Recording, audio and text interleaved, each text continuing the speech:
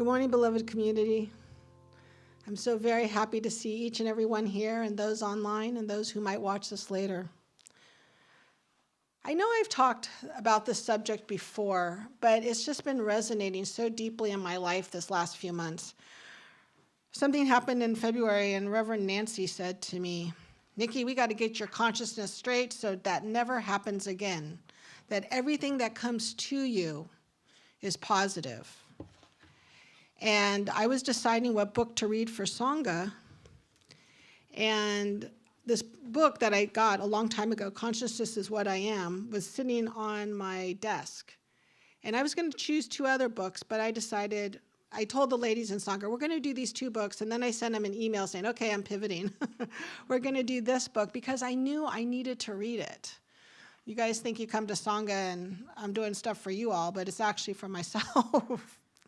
I saw on Facebook today a quote by Jack Kornfield, and then somehow it left, and I couldn't find it again. Do you ever do that where you scroll on Facebook and you see something and then it refreshes? And I was like, oh, where did that quote go? And I started Googling Jack Kornfield quotes, and I found this one instead.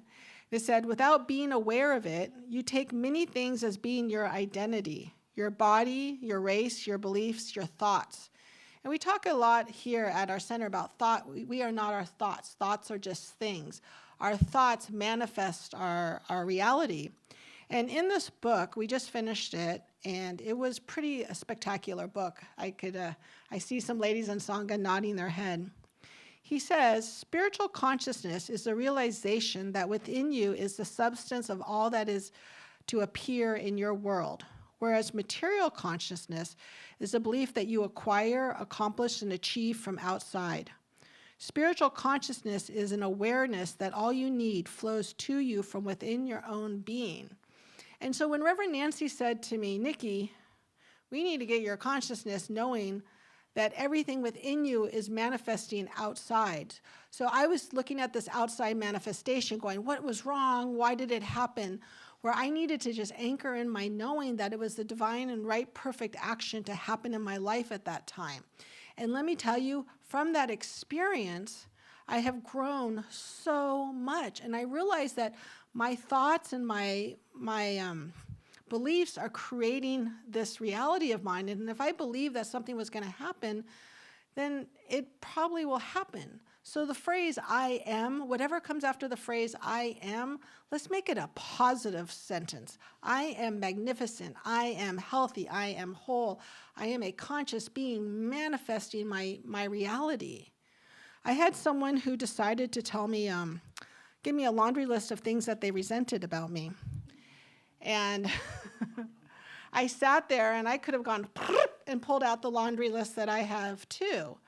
But I decided I was going to approach the situation at a different level. And so as they were explaining to me everything that I did wrong in their life, I just took a deep breath and said, wow, that's fascinating. Thank you for sharing that with me. I'll look into it. Is that my truth?